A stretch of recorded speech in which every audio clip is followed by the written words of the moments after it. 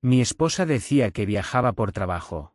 Hasta que su jefe me preguntó por qué había renunciado hace 6 meses. ¿Cómo está Verónica?, me preguntó Andrés mientras servía café en un vaso de cartón. ¿Ya encontró algo que le guste? Tardé unos segundos en entender la pregunta. ¿Algo que le guste? Andrés dejó de sonreír. Había sido el jefe de mi esposa durante 8 años y estábamos hablando junto a una mesa de bocadillos en el torneo de fútbol de nuestros hijos. Otro trabajo, aclaró. Desde que renunció en octubre no he sabido mucho de ella. Era abril. Verónica llevaba 6 meses saliendo de casa con una maleta 2 o 3 veces al mes. La noche anterior me había escrito desde un supuesto hotel de Monterrey para decirme que su presentación ante el cliente había salido bien. Miré el mensaje todavía abierto en mi teléfono y sentí algo extraño, no exactamente dolor, al menos no todavía. Fue más parecido a cuando uno baja un escalón que no sabía que faltaba. Creo que te estás confundiendo, dije. Ella sigue trabajando con ustedes. Andrés palideció.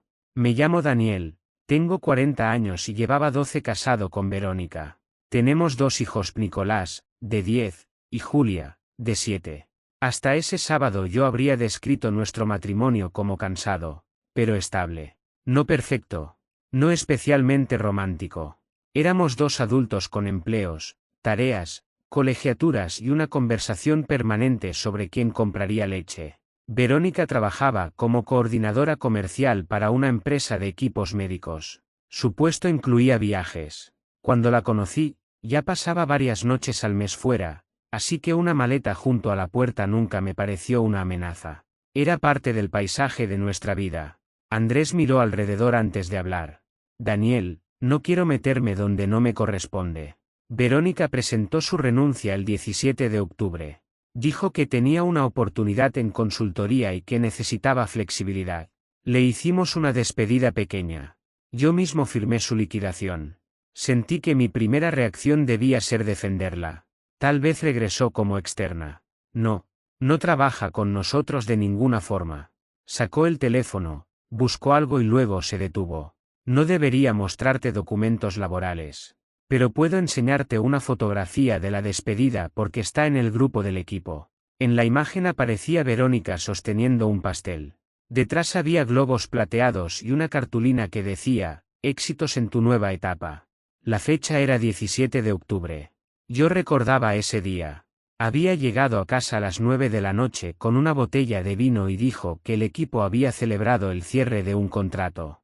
Brindamos en la cocina por su buen trimestre. Andrés vio algo en mi cara y guardó el teléfono. Lo siento.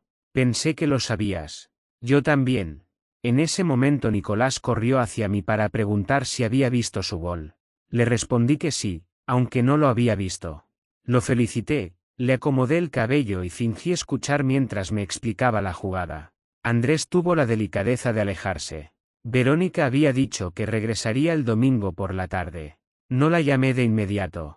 No porque tuviera una estrategia brillante, sino porque mis hijos estaban conmigo y yo todavía no sabía qué acusación podía hacer sin equivocarme. Durante el resto del partido repasé los 6 meses anteriores.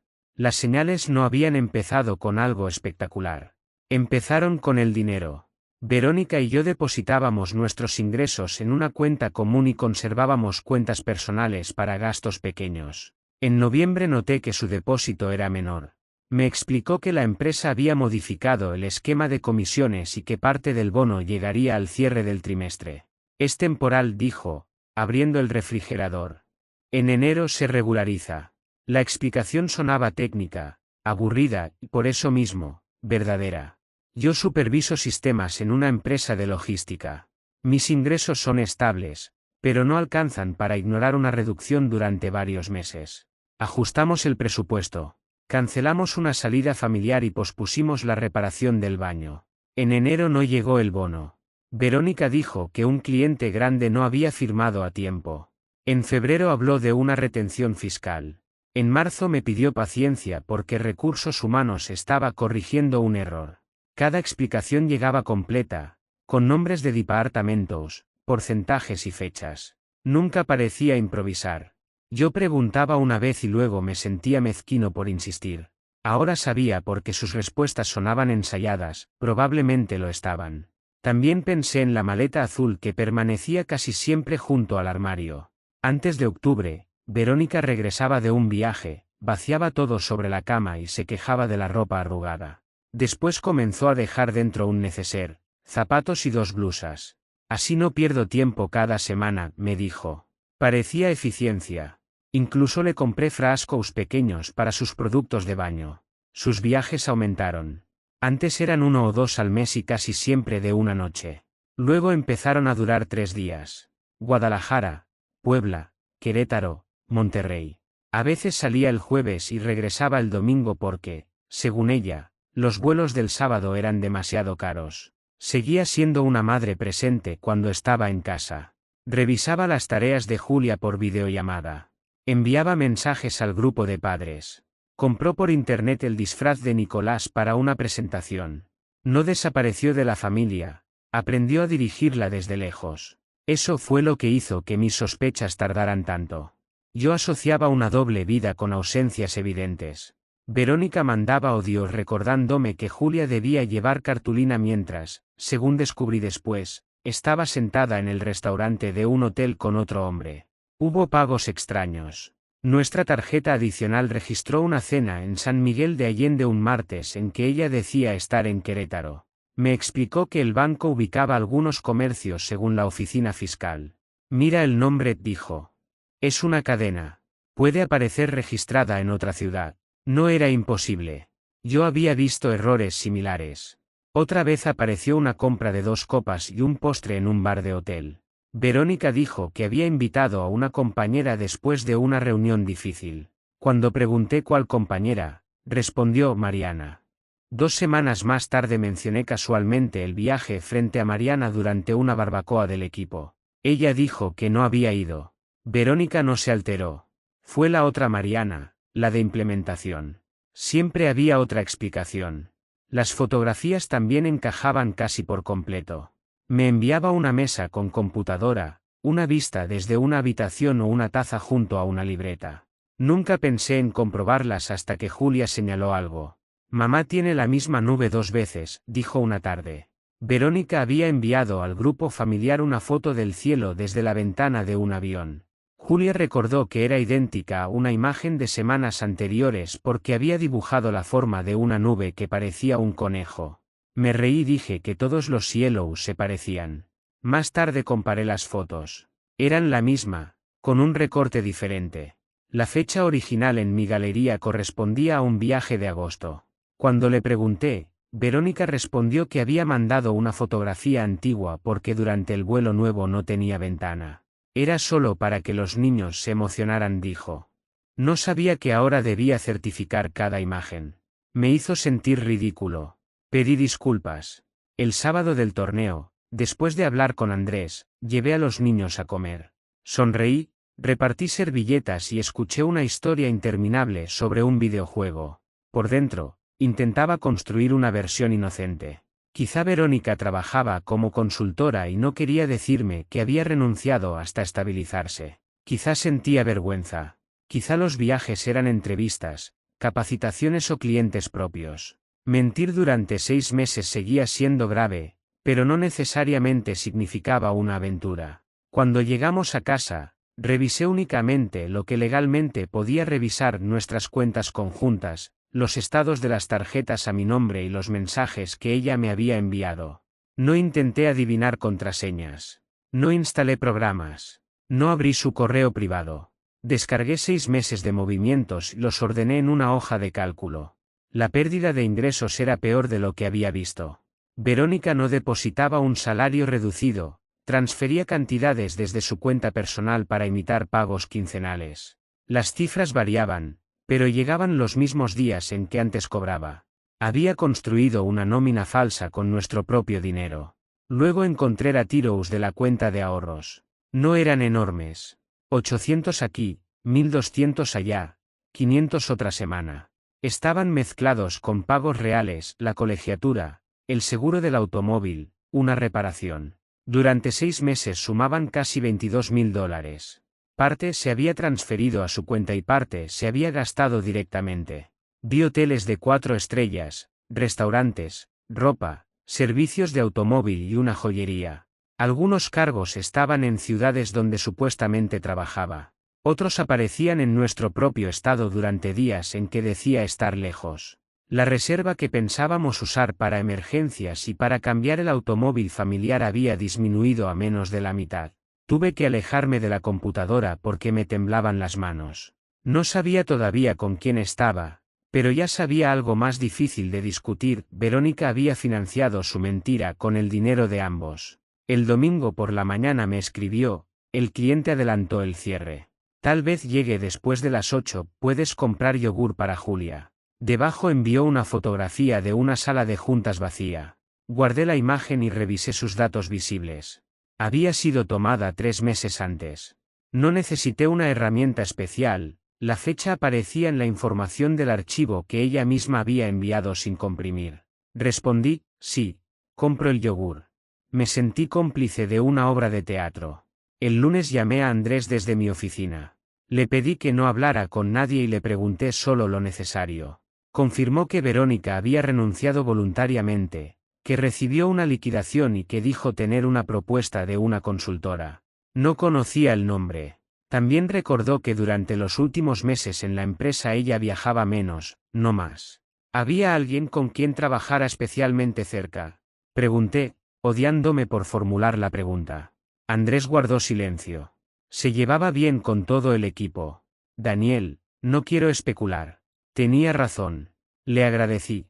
Esa tarde solicité una consulta con una abogada de familia recomendada por un compañero. No significaba que hubiera decidido divorciarme. Necesitaba saber que podía proteger legalmente y que no debía hacer por impulso. La abogada, Lucía, escuchó los hechos sin dramatizar. No vacíes las cuentas, me dijo.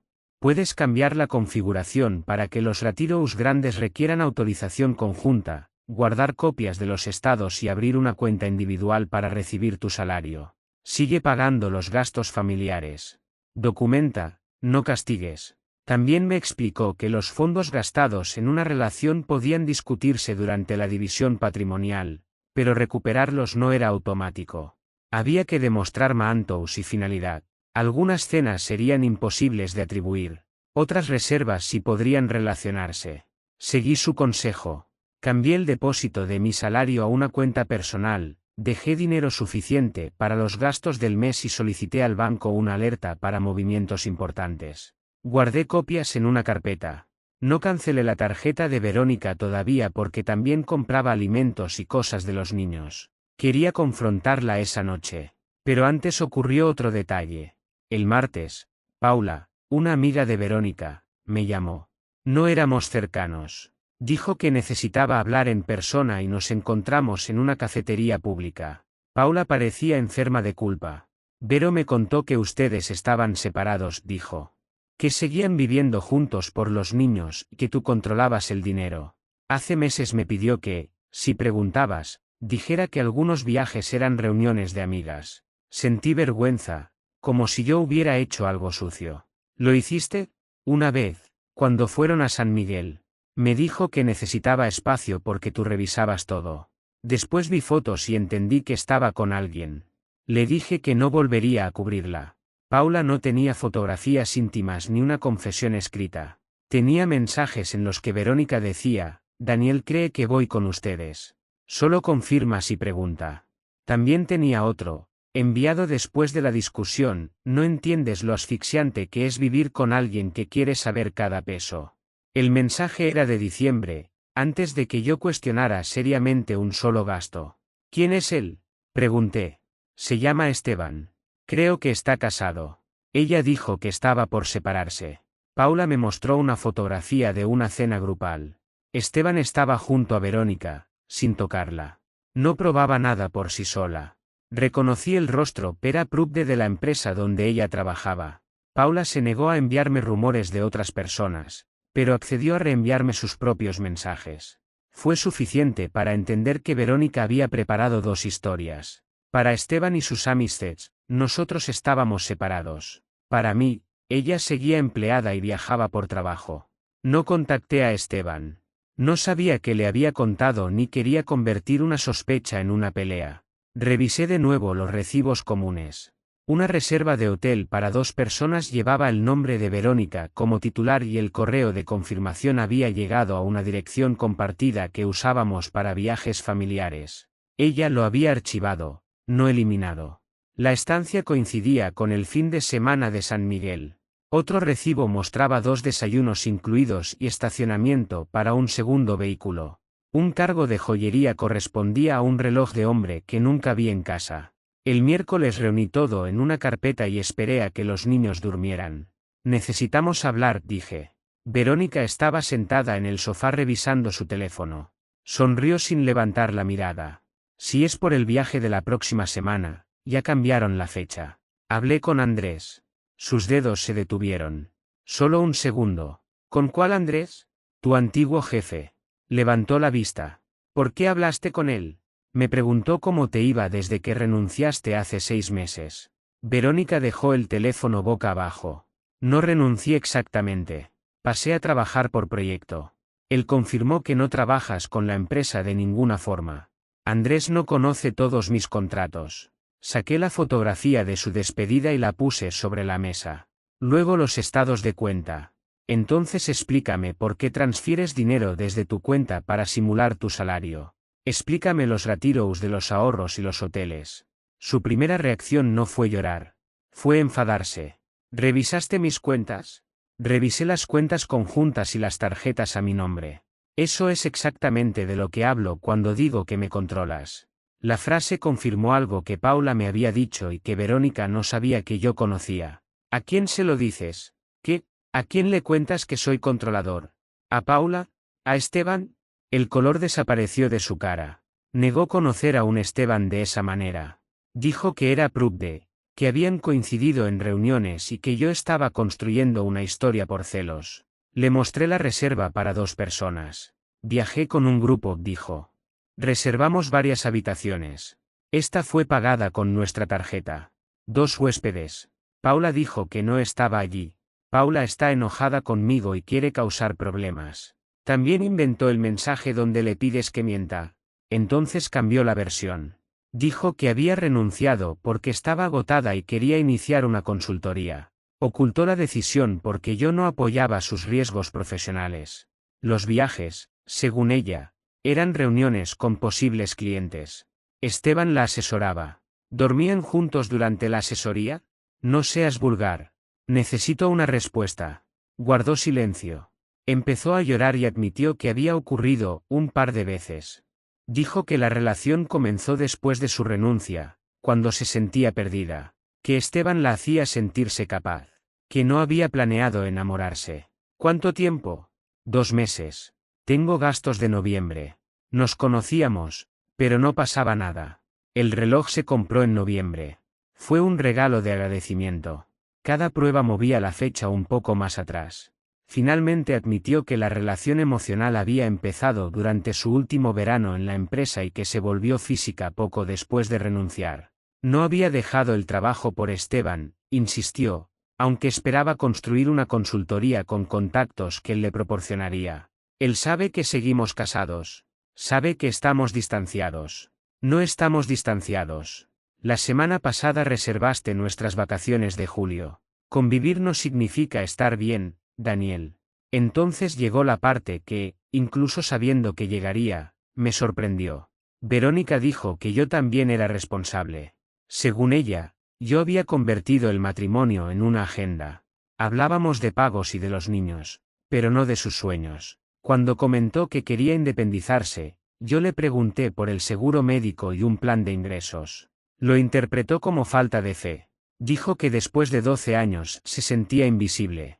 Algunas cosas me dolieron porque tenían una parte de verdad. Yo era práctico. Había pospuesto cenas. A veces respondía correos durante una conversación. Nuestro matrimonio necesitaba atención.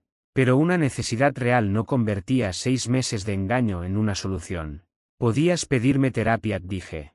Podías decirme que te ibas. Podías renunciar y contarme la verdad. No tenías que inventar salarios, usar los ahorros y hacer que otras personas me vieran como tu carcelero. Sabía que reaccionarías así. Estoy reaccionando al engaño. No puedes usar mi reacción como explicación retroactiva. Verónica pidió que no tomáramos decisiones aquella noche. Dijo que terminaría con Esteban, que buscaría trabajo y que podíamos reparar el matrimonio. Yo no prometí nada. Le pedí que durmiera en la habitación de invitados y que la conversación con los niños la tuviéramos juntos, sin detalles adultos. Al día siguiente les dijimos que mamá y papá tenían un problema serio y que durante un tiempo dormirían separados. Nicolás preguntó si nos divorciaríamos. Julia preguntó si ella había hecho algo malo.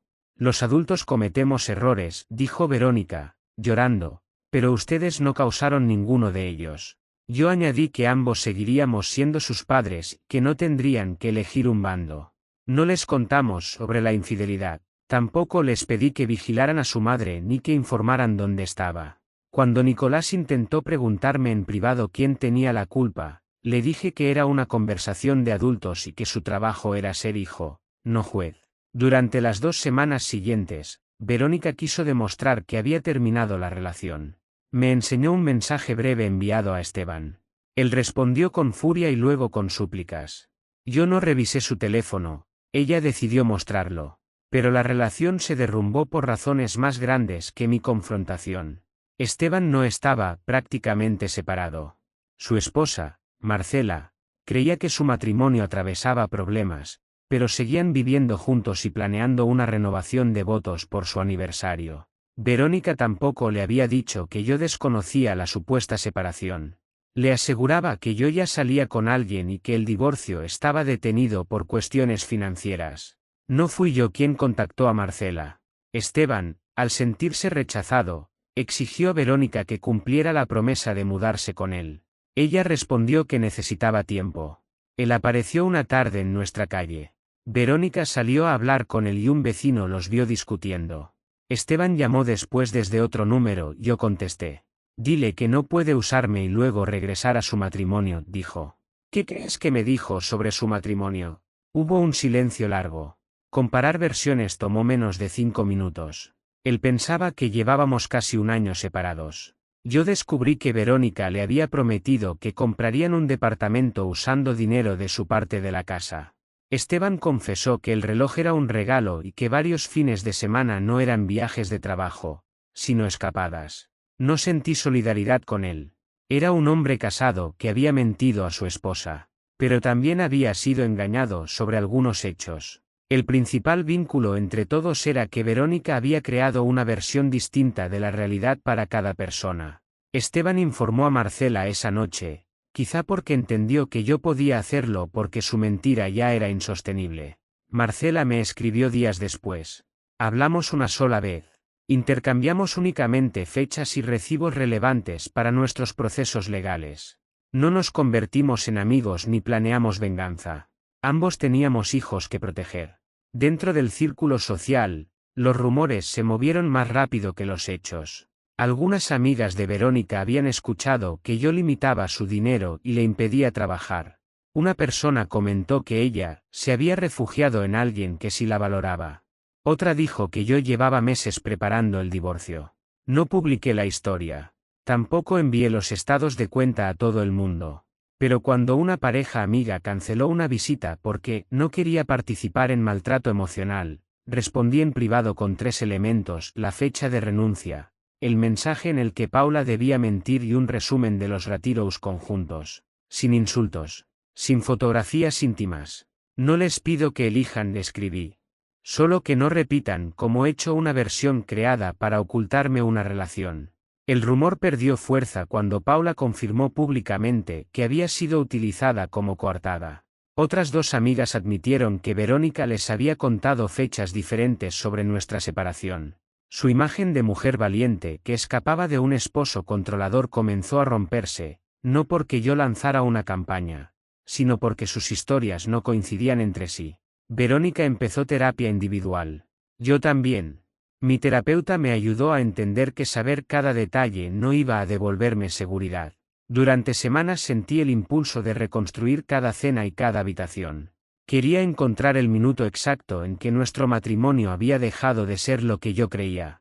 No existía un solo minuto. Había decisiones repetidas.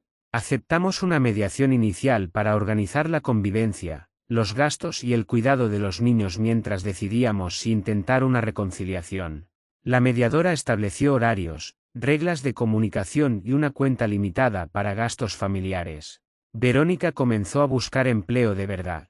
Ya no podía mantener hoteles, ropa ni cenas. Vendió algunas compras recientes y devolvió parte del dinero a la cuenta común.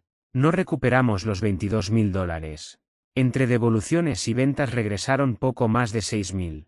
El resto se convirtió en una cifra discutida entre abogados. Intentamos 4 sesiones de terapia de pareja. No fueron una transformación cinematográfica. Verónica admitía una mentira, y cuando aparecía la siguiente, decía que no la había mencionado porque temía mi reacción. La terapeuta le explicó que omitir lo que podía cambiar mi decisión de continuar casado seguía siendo manipulación. Yo también escuché críticas sobre mi forma de comunicarme. Podía ser frío cuando estaba asustado. Convertía emociones en listas. Aprendí cosas que habría querido corregir dentro del matrimonio. Pero mejorar mis defectos no me obligaba a quedarme. La sesión decisiva ocurrió cuando la terapeuta preguntó a Verónica qué lamentaba más. Ella respondió: haber perdido el control de todo. No dijo haberme herido. No dijo haber usado el dinero de nuestros hijos. Lamentaba que la estructura se hubiera derrumbado. 2 días después le dije que quería divorciarme. Lo hice en la oficina de la mediadora, no frente a los niños. Verónica lloró y luego me acusó de usar la terapia para reunir argumentos. Dijo que, si realmente valorara 12 años, le daría otra oportunidad. Le respondí que 12 años también eran la razón por la que 6 meses de mentiras pesaban tanto. La separación financiera fue lenta. La casa tenía hipoteca y ninguno podía comprar inmediatamente la parte del otro. Acordamos venderla al finalizar el curso escolar para no cambiar a los niños a mitad de año. Mientras tanto, Verónica alquiló un departamento pequeño cerca y comenzamos una custodia compartida gradual. Nunca le impedí ver a Nicolás y Julia. Cuando consiguió un nuevo empleo administrativo con un salario menor, ajustamos provisionalmente los gastos según nuestros ingresos. Mi abogada insistió en separar la compensación patrimonial de la manutención infantil. Los niños no debían perder apoyo para castigar a su madre. En la negociación, los estados y recibos permitieron identificar unos $15.000 como gastos no familiares vinculados a los viajes y regalos. No se le ordenó depositarlos de inmediato porque no los tenía. Se descontó una parte de lo que le correspondía de la venta de la casa y se acordaron pagos por otra parte. Algunas compras quedaron sin demostrar y tuve que aceptar que jamás recuperaría todo. Esteban también enfrentó su propio divorcio. Su relación con Verónica no sobrevivió ni un mes después de que las mentiras salieran a la luz. Cuando él supo que ella no tenía una consultoría, ahorros personales abundantes ni un proceso de separación previo, la acusó de utilizarlo. Cuando ella supo que él no iba a dejar voluntariamente a su esposa y que tenía deudas que había ocultado, dijo que él la había engañado. Probablemente ambos tenían razón en algo y estaban evitando lo principal, cada uno había construido el romance sobre la mentira que deseaba escuchar. Verónica perdió a Mistis, pero no todas. Algunas se alejaron por sentirse manipuladas, otras decidieron apoyarla sin justificar lo que hizo. Me pareció razonable. No necesitaba que quedara sola. Necesitaba que dejara de usar una audiencia para convertir sus decisiones en mi culpa. Lo más difícil fue observar el impacto sobre los niños. Julia comenzó a guardar ropa en una mochila cada vez que cambiaba de casa, incluso si volvía al día siguiente. La maleta dejó de significar un viaje y se convirtió en una señal de que algo podía cambiar. Nicolás se volvió protector con su hermana y preguntaba demasiado por los horarios. Los llevamos con una psicóloga infantil recomendada por la escuela. Nos indicó mantener calendarios visibles, cumplir las horas de recogida y no interrogarlos después de estar con el otro progenitor. También nos pidió evitar frases como «tu madre decidió irse» o «tu padre destruyó la familia». Verónica cumplió ese acuerdo. Yo también. Cuando Julia preguntó meses después si mamá había mentido, respondimos juntos. Mamá ocultó cosas importantes y eso dañó la confianza entre adultos. Pero nunca fue culpa tuya ni cambia cuánto te queremos. Verónica agregó. Mentir para evitar una consecuencia suele crear una consecuencia mayor. Fue una de las primeras veces que la escuché asumir lo ocurrido sin añadir un pero. Actualización 8 meses después. El divorcio está finalizado. Vendimos la casa y ambos vivimos en lugares más pequeños. Yo alquilo una vivienda de 3 habitaciones a 15 minutos de la escuela. No es la vida que planeé a los 40, pero es tranquila. El dinero sigue siendo un tema incómodo. Recibí el ajuste acordado en la distribución de la venta, pero Verónica todavía paga una cantidad mensual. Si cumple todo el calendario, recuperaré una parte considerable, no la totalidad. Mis ahorros tardarán años en volver al nivel anterior. Cancelé el cambio de automóvil y reduje algunos gastos. No hubo una herencia inesperada ni un ascenso milagroso. Verónica conserva su trabajo administrativo. Gana menos que antes y ya no publica habitaciones de hotel, restaurantes ni compras. Al principio dijo que todos la juzgaban por cometer un error. Con el tiempo, su forma de hablar cambió. Ahora dice, las decisiones que tomé. Parece una diferencia pequeña, pero para mí no lo es. Seguimos comunicándonos mediante una aplicación de coparentalidad. La mayoría de los mensajes tratan de uniforms, citas médicas y tareas. A veces discutimos. A veces cooperamos bien. No somos amigos, pero estamos aprendiendo a no convertir cada desacuerdo en una repetición del matrimonio. Esteban no forma parte de su vida.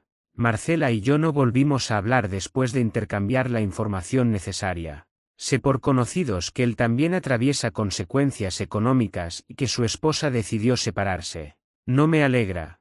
Sus hijos tampoco hicieron nada para merecer esa crisis. Los rumores casi han desaparecido. Algunas personas nunca corrigieron lo que dijeron y dejaron de formar parte de mi círculo. Otras se disculparon.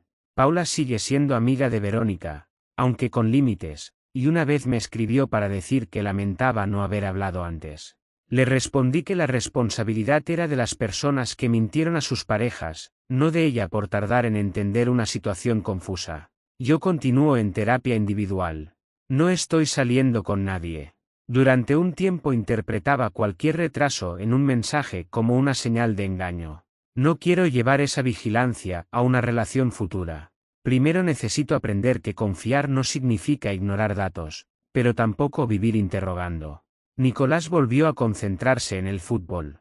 Julia ya no prepara una mochila cada noche. Tenemos un calendario grande en la cocina con colores para cada casa, y los domingos hacemos panqueques aunque queden deformes. A veces los niños hablan de cuando vivíamos todos juntos. No les corrijo la nostalgia. Hubo momentos buenos y también les pertenecen. Hace poco, Andrés volvió a coincidir conmigo en un partido. Se acercó con cautela y preguntó si lamentaba que hubiera mencionado la renuncia. No, le dije. La verdad ya existía antes de que tú hicieras la pregunta. Durante meses pensé que aquella conversación había destruido mi familia. Ahora entiendo que solo abrió una puerta hacia algo que ya estaba ocurriendo. Lo que destruyó el matrimonio no fue una frase junto a una cafetera. Fueron cientos de decisiones pequeñas, una fotografía reciclada, un cargo explicado a medias, un salario imitado, una amiga utilizada, un viaje convertido en coartada. También mi recuperación se construyó con decisiones pequeñas. Pedir asesoría antes de actuar. No vaciar una cuenta. No usar a mis hijos como mensajeros. Aceptar que no recuperaría todo el dinero. Dejar de intentar ganar cada rumor. Dormir una noche completa. Preparar el desayuno. Cumplir un horario. No obtuve el final perfecto. Perdí una casa, ahorros y la versión de mi historia en la que envejecíamos juntos. Pero recuperé algo que durante meses ni siquiera sabía que me faltaba, la posibilidad de estar en una habitación sin preguntarme qué parte de la realidad había sido preparada para mí.